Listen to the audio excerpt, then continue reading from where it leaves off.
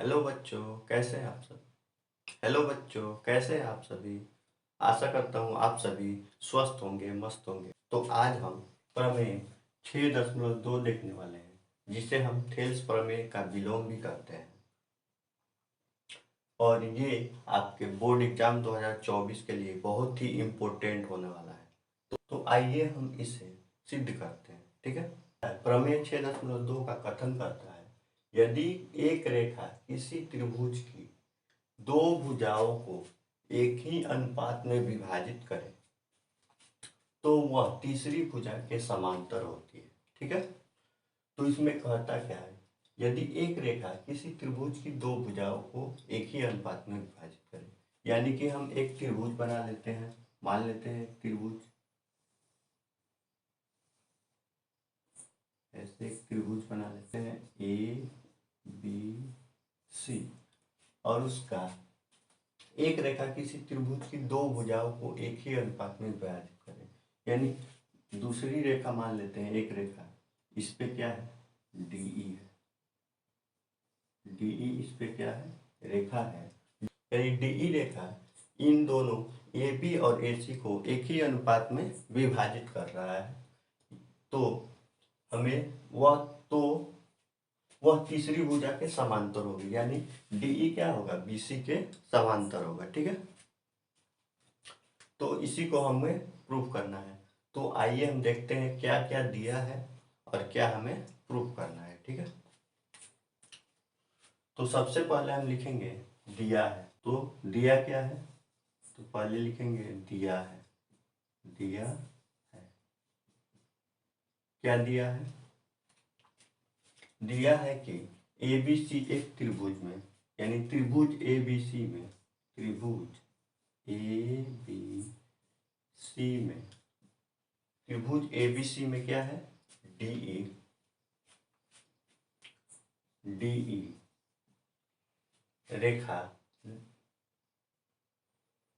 DE त्रिभुज की दो भुजाएं, त्रिभुज की दो भुजाएं, त्रिभुज की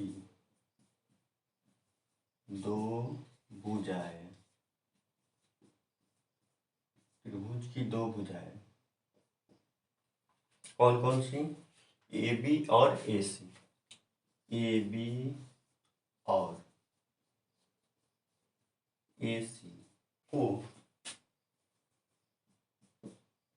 इस प्रकार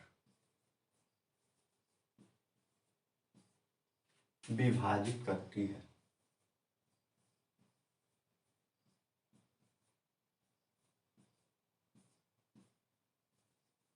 करती है कि इस प्रकार विभाजित करती है कि ए बी ए डी बट्टा ए डी बट्टे डी बी बराबर होगा ए ई बट्टे ई सी के, ठीक है। यानी कि ये दिया है कि त्रिभुज ए बी सी में डीई त्रिभुज की दो भुजाएं ए बी और ए सी को, यानी डीई रेखा त्रिभुज ए बी और ए सी को एक इस प्रकार विभाजित करती है कि ए डी बट्टा डी बी, यानी ए डी बट्टे डी बी और ए ई बट्टे ई सी बराबर होंगे ए ई बट्टे ई सी के, ठीक है। तो हमें प्रूफ क्या करना है, यानी सिद्ध क्या करना है, तो लिखेंगे यहाँ पे सिद्ध करना है, सिद्ध करना है। क्या सिद्ध करना है, हमें सिद्ध करना है कि डीई जो है, डीई है जो पैरेलल होंगे, यानी डीई समांतर होंगे बीसी के, यानी डीई जो रेखा है वो बीसी के समांतर होंगे, ठीक है। ये थेल्स प्रमेय का जस्ट अपोजिट है। थेल्स प्रमेय में क्या कहता था, ये दोनों डीई और बीसी पैरेलल है, यानी डीई और बीसी समांतर है, तो ए डी बट्टा डी बी और ए बट्टा ई सी को सिद्ध करना था। लेकिन इसमें क्या है, उसका जस्ट अपोजिट है, यानी इसका विलोम है थेल्स प्रमेय का। इसमें AD बट्टा DB और AE बट्टा AC बराबर है, और हमें प्रूफ क्या करना है, DE बट्टे DE पैरेलल BC, ठीक है, यानी DE BC के समांतर है, ठीक है। तो आइए हम प्रूफ करना स्टार्ट करते, लिखेंगे यहाँ पे प्रमाण, यानी प्रूफ करना स्टार्ट करते हैं।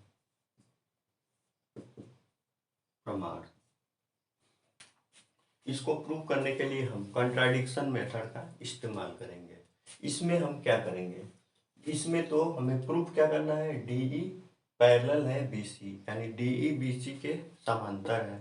तो जैसे हम सिद्ध करते थे कि √3 एक अपरिमेय संख्या है, तो उसको हम क्या मानते थे, पहले परिमेय मानते थे, फिर उसको सॉल्व करते थे, तो लास्ट में क्या कंडीशन आता था कि जो हमने माना था वो क्या हो गया, गलत हो गया, इसीलिए √3 एक अपरिमेय संख्या हो गया। इसी तरह हम क्या करेंगे, इसमें मानेंगे कि DE BC के पैरेलल नहीं है, DE BC के समांतर नहीं है, ठीक है। और उसके बाद से हम आगे जब प्रोसेस करेंगे तो हमें पता चलेगा कि DE BC के पैरेलल है, ठीक है। इसी तरह हम प्रूफ करना स्टार्ट करते हैं। तो इसमें हम क्या करेंगे, DE को BC के पैरेलल नहीं मानेंगे, तो यहाँ पे लिखेंगे यदि संभव हो, संभव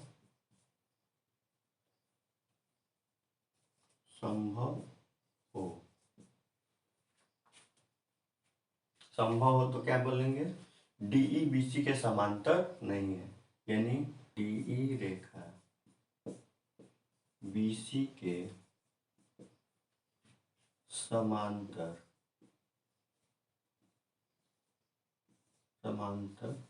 नहीं है। जब DE रेखा BC के समांतर नहीं है तो कोई तो रेखा होगा जो BC के समांतर होगा। यदि DE रेखा BC के समांतर नहीं है, अगर हमने माना कि DE रेखा BC के समांतर नहीं है, तो कोई तो रेखा होगा जो BC के समांतर होगा। तो हम मान लेते हैं कि क्या माना, तो हम मान लेते हैं कि माना कि क्या मानते हैं कि DF जो रेखा है, DF रेखा क्या है, BC के समांतर।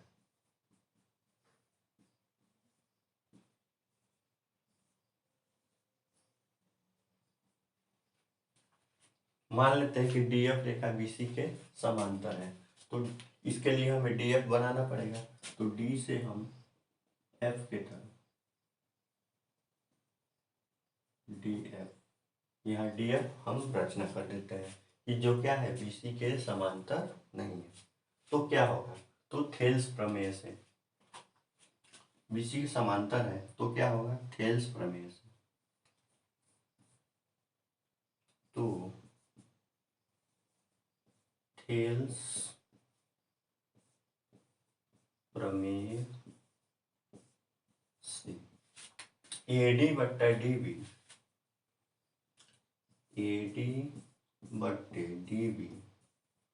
बराबर होंगे AF बाई FC के, AF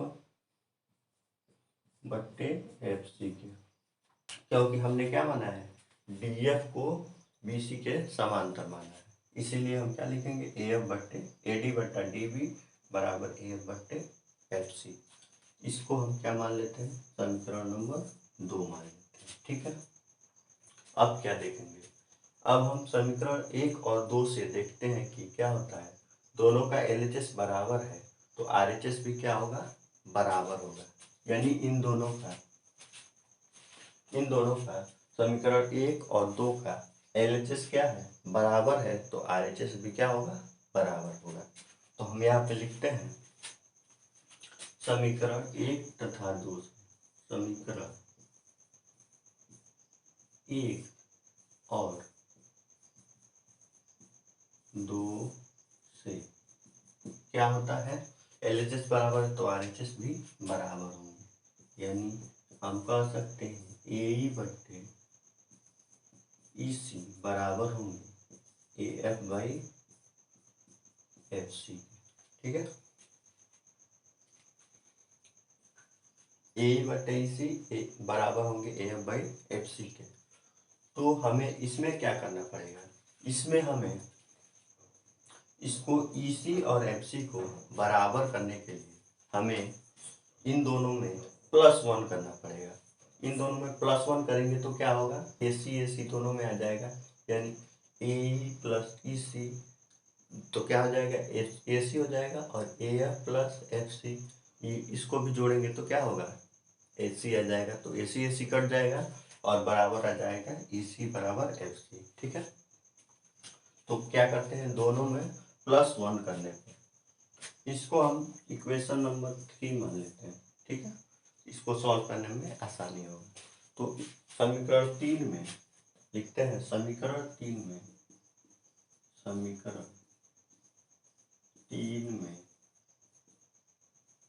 दोनों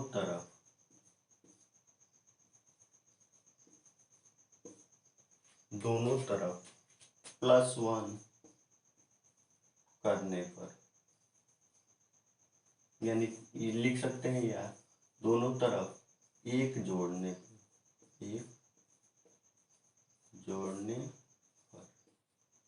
दोनों तरफ एक जोड़ने पर क्या होगा ये कि ए ई बटे ई सी +1 बराबर ए एफ बटे एफ सी +1।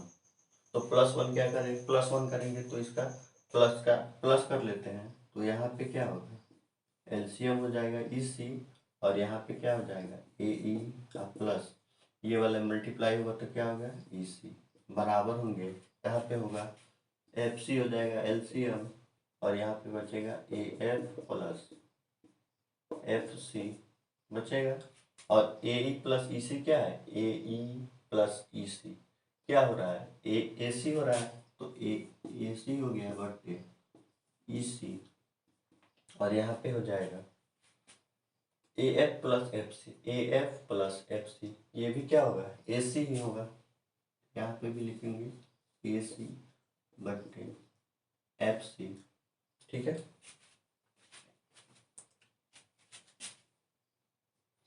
तो ए सी से ए सी क्या हो जाएगा, कट जाएगा, यानी ए सी खत्म हो जाएगा, ए सी कट गया तो बचेगा क्या, ई सी बराबर एफ सी, यानी ई सी और एफ सी क्या हो गया, बराबर हो गया।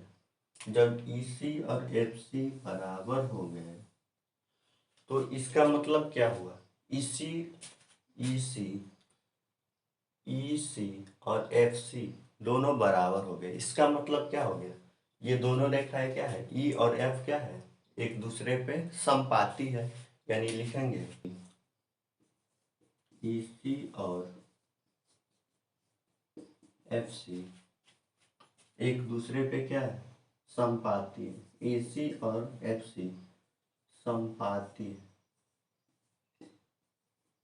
ई सी और एफ सी क्या है, समपाती है।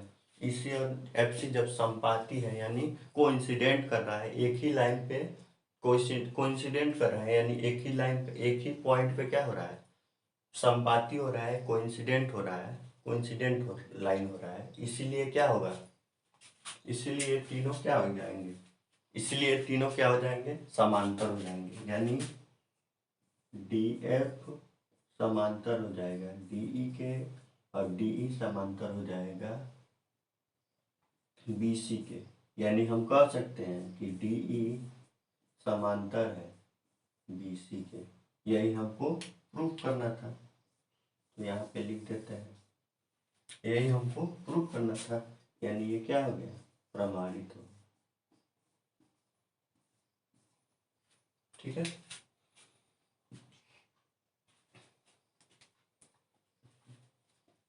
आइए हम इसको एक बार शॉर्ट में देख लेते हैं।